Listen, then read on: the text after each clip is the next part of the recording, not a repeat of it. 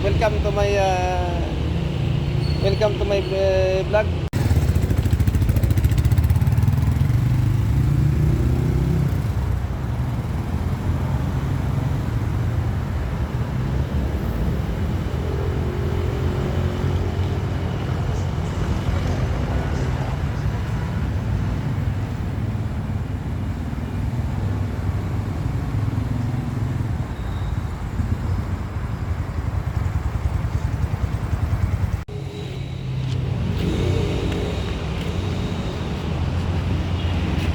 Ito guys,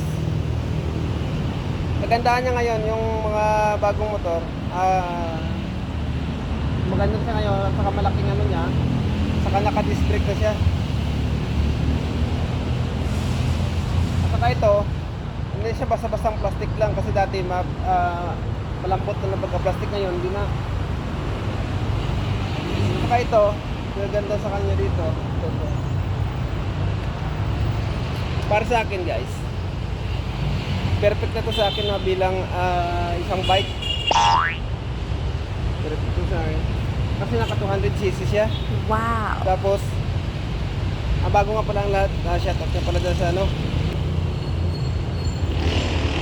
Ito nga pala yung motor ko ngayon.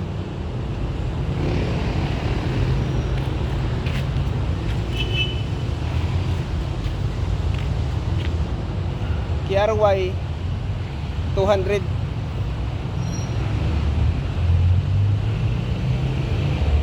Tapos ito guys, pinakagkaiba niya dito, mayroon siyang exhaust brake. Sa mga palusong, pwede siya. Meron siyang naka-exhaust brake siya sa taas. Saka ito ngayon, yung ano niya, yung rim niya, tubeless type na siya. Pwede mo siya i-tubeless.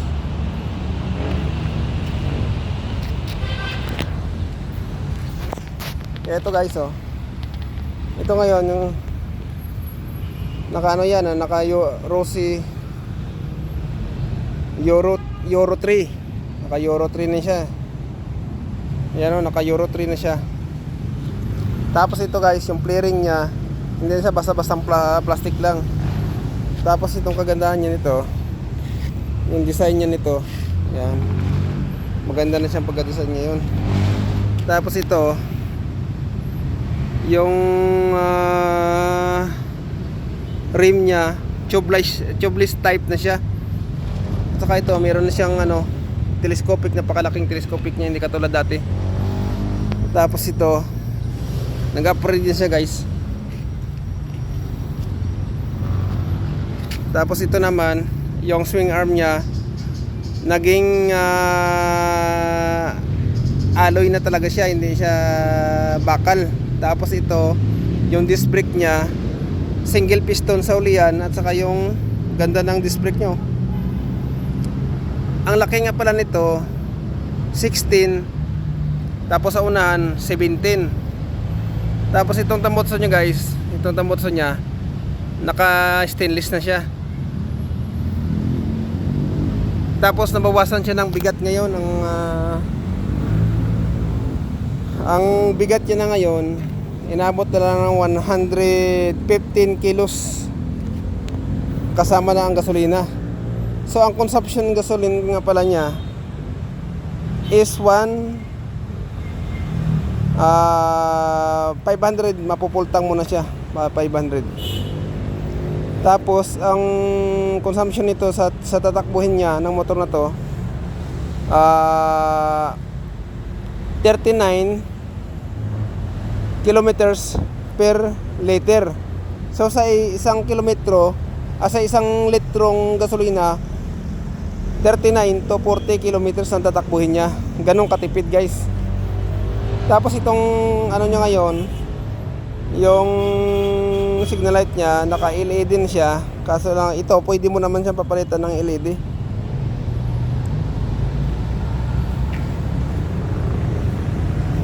Tapos ito, naka stainless na rin siya. Naka ano, ganda ng ano ngayon, hindi katulad dati ng kinakalawang. Pero ito yan, original na talaga siya. Tapos itong tubular ano niya, maganda na rin yung manubila.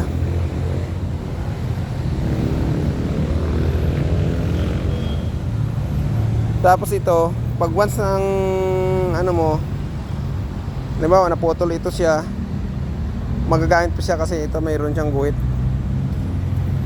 Yan, 200 KRY lang. Yan. Tapos itong step nut niya, stainless na rin. Ay, alloy na rin siya. Alloy na rin. Tapos ito, alloy na rin siya yung backride ano niya. Yan ang ngayon ang itsura ng 200cc na Rossi KRY. Saka ang laki nito ng ano niya guys, yung kadena niyan, sprocket. Pang big bike yung big bike type yung ano niya. Yung kadena. Saka yung sprocket. Diba? Astig no. Kaya dito guys, kaya dito sa motor na to, ako sa akin lang, kung ako tatanungin guys, perfect na ako dito. Perfect na ako dito sa motor na to. Kung gusto mo lang naman to yung pang extrail na mumurahin lang, matibay na, quality pa, lumalaban po ito sa mga Honda, Yamaha. Wow! Itong motor na to.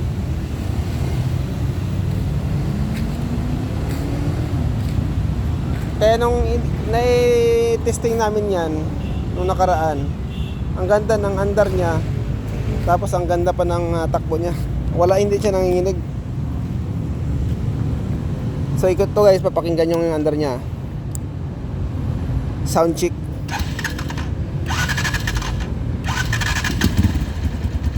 Yan o.